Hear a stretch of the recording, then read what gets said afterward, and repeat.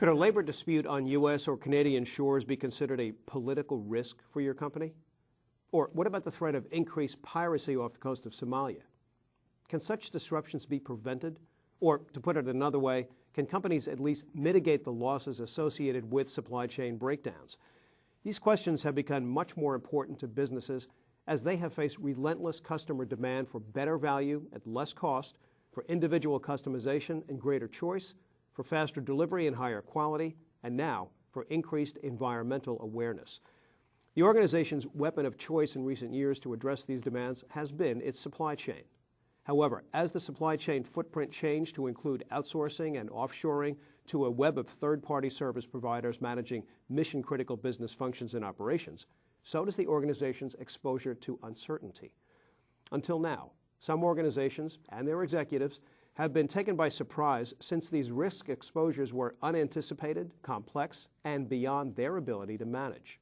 With us is Gary S. Lynch, founder and CEO of the Risk Project, as well as a well-known author and longtime consultant on risk management issues. Thanks for joining us once again, Gary. Good to see you, Becky. Well, the more things change, the more they stay the same. The last time you were here, we discussed the impact of the giant Indian Ocean tsunami on the corporate supply chain. I suppose we could just substitute Super Typhoon Haiyan and continue our discussion, couldn't we? There's always going to be risk, isn't there? Well, you're absolutely right, Becky. You know, what's interesting is that whether it's bottle tops that are being produced in the Philippines or isotopes in Canada, it doesn't matter. There's always going to be risk. I think the big difference now, though, is we were always worried about the global reach of supply chains and the pervasiveness. Now we're worried about the speed at which they change, and that's the real challenge to risk management right now. Well, since you mentioned speed, let me ask you, in this age of slim inventories and just-in-time deliveries, what happens when key ingredients or components are unavailable? Well, Becky, again, the last few years since we last spoke, we have now a lot of history, and we're seeing a lot of outcomes, tangible outcomes as a result of some of these interruptions. In highly constrained industries like high tech, especially in the mobile area as an example, constrained inventories, like we saw the shortage of DRAM chips as an example, translate into higher prices, translate into competition amongst those that are providing a product in a very competitive market. In a good market, like we saw in the auto industry, the Evonik chemical plant fire that impacted a particular material that they were dependent on, the industry was dependent on, it causes some concern and some challenge to momentum. And of course, in bad industries, it puts companies out of business. You mentioned a plant fire, but I suppose that it could also be an earthquake in Chile or a labor union strike in Italy that causes this unavailability, right? I mean, there's a lot of risk in getting materials and services to those countries where they're needed, isn't there? There is. There's a tremendous amount of risk. You mentioned Chile and Italy as an example. A consumer product company I was working with in Italy at the time of the earthquake in Chile was impacted, and what impacted them was the shortage of paperboard, because Chile is one of the major producers of paperboard, and the reason they're one of the major producers too is because of deforestation that's occurred at another part in the supply chain in Indonesia. So now the buyers in Italy in the consumer product company had to go to Norway and Canada to buy product at a much higher price. Potential for systemic failure is a real challenge, and organizations really have to understand that today. Well, you've advised our clients and their organizations on risk for a while. Tell me, are most companies typically more concerned with country-specific risks or with those risks that are industry-specific? Well, you know, Becky, that's a really good question. And the reason it's a good question is because the answer is yes, they are worried in some cases about one versus the other, but it also gets to this issue of focus and the need to focus. On the operations side of the business, you'll find that they are focused a lot on country risk. For strategy risk, though, they're more concerned about industry and market dynamics as well. So that's a real challenge, Becky. I suppose that's why you called your last book a single point of failure. An entire system of production, of service delivery, of staying open for business can be derailed by one critical component, can it? Absolutely. Whether it's piston rings that take down assembly lines in Japan, as we saw after an earthquake, or the threatened strike on the East Coast at the ports, affecting multiple industries, both on the import and the export side. It really is, and I think the other difference today is in some industries where we move closer and closer to technology, the equipment that's used to manufacture or produce the product is very specialized, highly specialized. We've all recently heard about Apple's investment in the U.S. and their high-tech equipment. Concentration of the production of that equipment usually is in places like Germany and Japan. So now, from an indirect standpoint, they present a huge exposure because of the time it takes to replace the equipment, assuming it's a physical damage as opposed to a labor issue. Well, the more you speak, Gary, the more potential disruptions I can imagine, everything from healthcare issues to computer and internet security. Is it really possible for businesses to engage in risk management when there's such a wide range of potential risks out there? Well, there absolutely is, and even if there wasn't, we wouldn't have a choice. We have to do it anyway. I'd hate to say we have to do it for compliance reasons because that's usually the minimum level of protection. But the reality is we do have to address it. There are ways of addressing it, and the ways of addressing it really start with understanding, again, how the business creates value, and then focusing and prioritizing activities around those things which produce value for the organization. So instead of kind of the enormous corporate push around enterprise risk management, which is important to project, an image and to also manage those risks within the firm, now we have to get down to the brass tacks. If I'm a drug producer and I'm producing 20 drugs, but one of my drugs is accounting for 96% of my margin, well, I should be focusing on that value chain. And then I need to look at, again, a broader scope of resources that are brought to bear to bring value to the market. So in other words, the traditional world, including the insurance world, has looked at the physical assets. But as you mentioned already, Becky, you've got labor issues, so we got to look at skills. If you're in the ship repair business, loss of a dockmaster, your business is done. So we've got labor and skills, we've got technology and platforms, as we saw with the failures around some of the enterprise resource products that were implemented, the platforms that were implemented, and then, of course, those critical relationships. And the relationship could be, look at the energy crisis we had after the events in Japan in 2011. In Japan, how do I keep my shop running? How to, even from the standpoint on the home front, we had Hurricane Sandy here nearby here. A couple of firms on Long Island were very challenged in not only providing power to the plants, but power to their key executives and the key decision makers that needed to have that part of their life taken care of so they can attend to the priorities of the business, so the personal side as well. In the old days, Gary, risk management was relatively simple. A company would simply insure against the risk. I mean, is it still possible to just purchase some type of supply disruption insurance? It's still possible. There's a specialized policy out there, a supply chain insurance. It's a non-physical damage policy. It's unlike most of the other policies. It's an extension. It's a different product, but it's similar to contingent business interruption, where you're insuring against third-party loss and damage. But what the reinsurers and the insurers want to understand is really what the aggregate exposure is. And in order to do that, they have to understand the interrelationships. So in the Thailand floods, they didn't understand it. So some of the second and third tier suppliers that failed actually affected entire industries, such as the hard drive industry. Therefore, affects the hard drive industry. Hard drives go into PCs. The PC industry was affected, and on and on and on and on. So the issue is that the insurance is there, but the diligence is still required, and even more so now, so that they can write to the aggregate limits. Well, when I first met you, you had written a book called Creating a Risk-Conscious Culture. Tell me, how can global organizations like our viewers' companies create a risk-conscious culture? It's a good question, and it's quite frankly, Becky, it's a question I've been searching for an answer for over 30 years. Coming from the operations side of the business earlier in my career, I've obviously experienced the frustration of trying to do this stuff and not have it sustainable or scalable. I think now more than ever, as business managers get more involved with the issue, there's an opportunity certainly to do more as it relates to risk consciousness. It takes courage. It takes, I'll say, relevance more than anything else. It's got to be relevant to what I'm doing, and it's got to be in the context of performance. And it's got to be measured.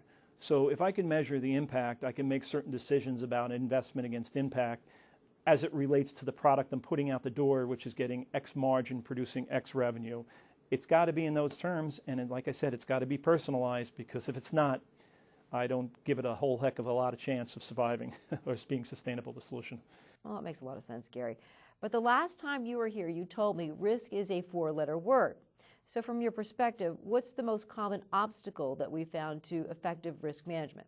Yeah, I said in most cases it's four-letter because of the cost it brings to bear, or in some cases the disruption by putting risk and controls in.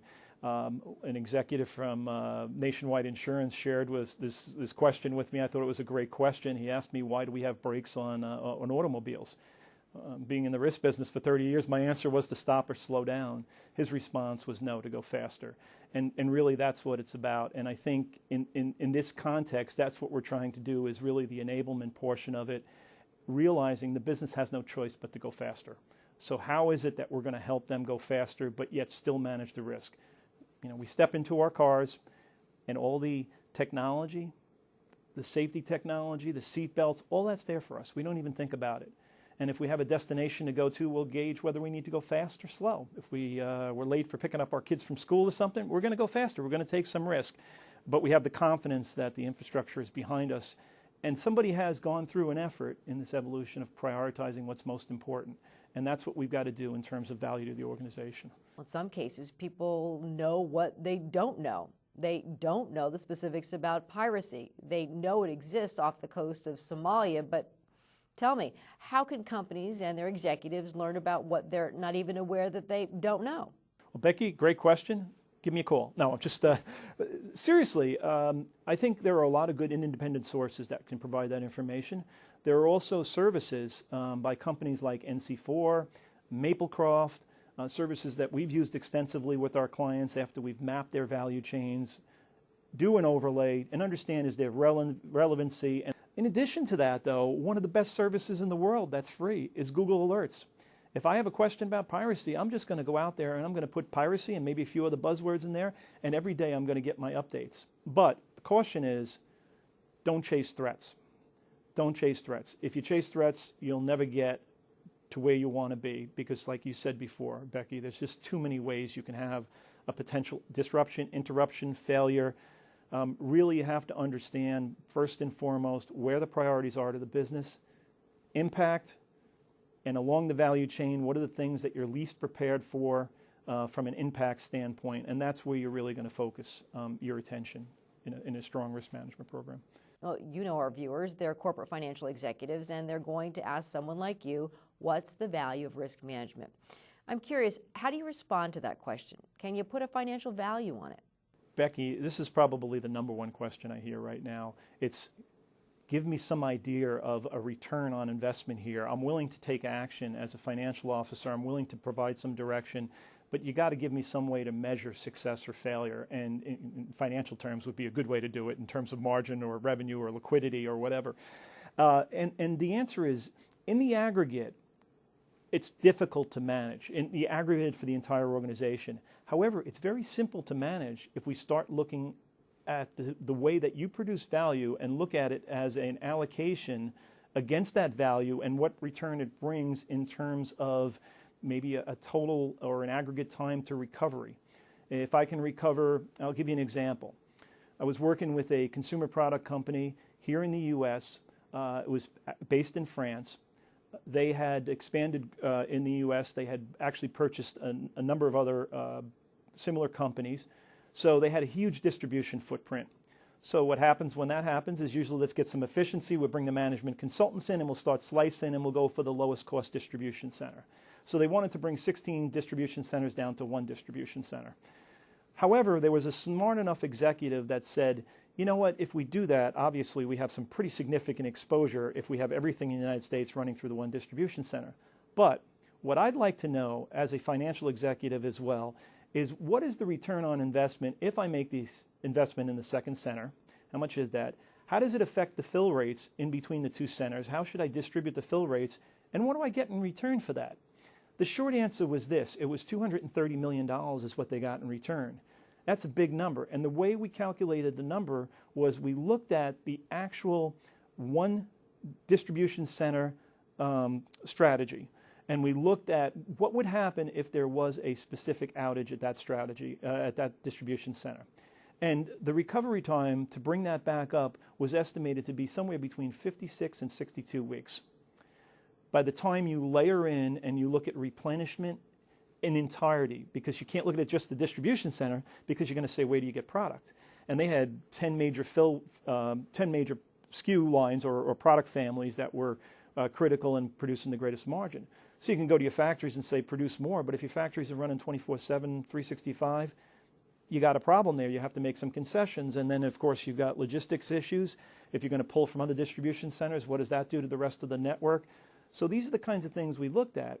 We were able to take that down by building out a second distribution center, $1 million investment. We're actually able to get them in a much more stable environment in the second center and get that recovery down to somewhere between 4 and 8 weeks. The difference in lost revenue is $230 million. So that's how we got. Now, you can calculate that on margin. You can calculate that on cash flow. You can slice it any way you want. But I think unless you're willing to, A, understand what the priorities are to the organization, what's producing the margins, and look at it through that lens and get through the detail and measure it, it's hard to measure value and return on investment. Yes, it is difficult. So our viewers are going to follow up that question by asking you, so which activities are really worth doing and which ones aren't worth doing? The ones that are worth doing, obviously, are the ones that you have to do to begin with. So if you have to comply for whatever, you have legal, regulatory, statutory requirements, obviously you have to do those things. So let's just say that's the given. The other activities, though, I think the most important activities are really around what I'll call the value segmentation and the product rationalization. If you can get the business management engaged in a conversation, again, around product families that contribute the most, and then the product, the product rationalization as to the specific products themselves, in other words, really extracting what's of greatest value to the organization, whether you measure it on revenue terms, again, or cash flow terms, depending on where you are in the market. What happens is then you start to get a groundswell of support from executive management because that's tangible. That hurts them. They can feel it. And basically you're trying to get them on a measurable, same scale, on a measurable scale that you can compare and say, that dockmaster, if I lose a dockmaster, it's one thing. If I lose this particular type of tool, it's another. And if I lose the ability to bring migrant workers across the border to support the majority of my business, that's another. Now I can start to measure the impact of those and prioritize the impacts, not on likelihood, but the impact against the effort, the time, the management attention, the resources, the capital it's going to take to address that. Well, as you know, Gary, most companies have staffs of competent people who are dedicated to risk issues. Why should our viewers, corporate financial executives, be concerned with this topic? From my perspective, though, here's my secrets. I always try to find somebody who has a willingness to start this off, a champion. I always try to avoid the largest thing of value to the organization because we're trying to jump on the train at 200 miles an hour and all of a sudden say risk is important. But my number one trigger that I look at to try to engage and to get started is around change. That's the perfect place to incubate this kind of approach where you start to then take apart the pieces, understand the value, understand the contribution, map the extended value chain, understand the participants, and then understand really exposure, price it out, measure it, then look at your choices on the investment side and go through the exercise of smart investment and return on investment. If we can take the concept of risk ratios, financial ratios that we use to measure overall performance of the organization, I would suggest, as a few of my clients have done, is to create a risk to performance metric, a ratio, a risk to performance measure or ratio. And what they're looking at again they're attempting to quantify the exposure or the impact of that risk, and you can do it on a maximum scale to the ultimate value that's created by that particular product line or that particular product segment, business unit, geography, but to incorporate that in the overall financial metrics of the firm. And I think the chief financial officers and financial management can help the individual businesses create and customize that ratio, that risk to performance measurement ratio, in a way that can be operationalized, can be easily gathered, and can present a much more concise view of what the exposure is to the organization.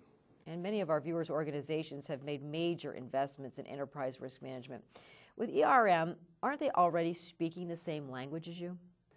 To some degree. Enterprise risk management is critical because it does provide a framework. It does provide a recognizable framework to the industry that you're thinking and you're managing and you're recording and you're collecting your exposures and your controls, and you have a picture of what risk looks like in the aggregate. But the reality is we all know that the risk is down in the trenches. If we're going to catch risk and manage it quickly, it has to be done in the trenches, where the products are created, where the products are assembled, where the products are innovated. Okay, so let me follow up. What role should the C-suite as well as the board of directors play in risk management? They don't want to be too operational, do they? No, absolutely not. And I've had some really interesting conversations with, I think, some really astute board members recently. They've asked me, what should my second question be? My first question is always in response to whatever just happened here or somewhere else. And I always get, everything is fine, we've thought about this now, we're going to take care of it. But the question really is, what is that second question? I believe there's questions that these directors can ask of senior executives, especially those responsible for the specific areas. And they could ask it in a comparative way. Not only comparative within the industry, what do others do, but comparative in other industries who have like problems, such as import and export challenges and delays, let's say, at ports. They're not the only industry that's having that problem, that challenge. Why do we keep having that particular challenge?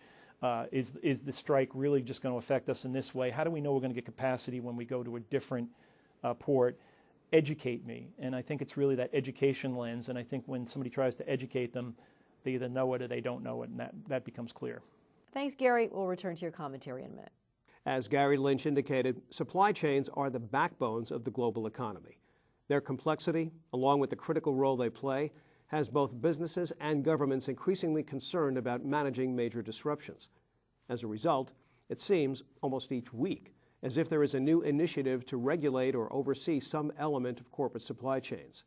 Typically, these may emerge. 1, in the wake of a specific tragedy or incident, such as Rana Plaza in Bangladesh. 2, during an ongoing crisis, like that of conflict minerals in eastern Congo. Or 3, based on changes in social awareness, such as recent awareness regarding human trafficking. Or 4, as a result of positive economic or political changes, like the recent easing of sanctions in Burma. In other words, regardless of industry, geography, or scale, every corporation can expect increasing interest in its supply chain. A few minutes ago, Gary, you mentioned regulation, and in recent years, we've also seen compliance issues arise in this area. So, Gary, from conflict minerals in eastern Congo to the factory conditions at Rana Plaza in Bangladesh, I suppose there's a regulatory aspect to risk as well, isn't there? Becky, there's a compliance aspect, there's a corporate responsibility aspect to this, and as you mentioned, regulatory, conflict minerals, Dodd-Frank, and that's important. But as we saw even in the collapse in the garment factories in Bangladesh, unfortunately, the first push is always around what can we do to make things appear better. Nike, a number of years ago, as I referenced in the book, at that time they were dealing with some 1,300 or so subcontractors. And they were trying to get these subcontractors to behave a certain way with regard to responsibility, corporate responsibility, because they had quite a few incidents. And the reality was it wasn't until they provided incentives and they got into the trenches to really understand the nature of the problem that they started to see change. And especially as they provided some reward and no penalties, because again, cultures are different.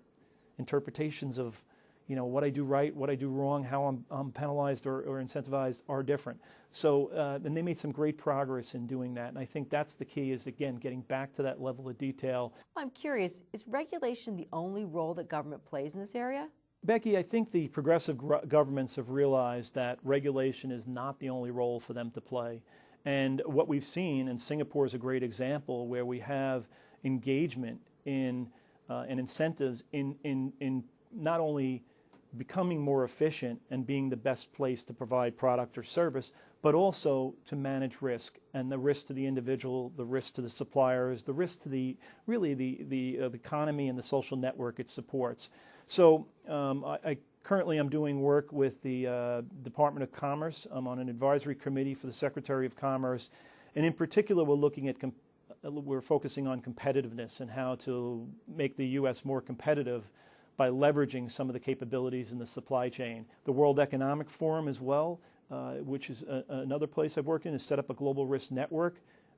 Last year we focused on a very specific report on supply chain risk and how to address it collectively where it could benefit all of us as we look at capacity constraints. Well, you've certainly given our viewers a lot to think about, Gary. If they could take one thought away from this discussion, besides looking forward to your forthcoming book, Tilt, what would you like that to be? Well, Becky, the one thing I think everybody should think about is their role in managing risk and their role, obviously, in their own performance and how risk affects that performance.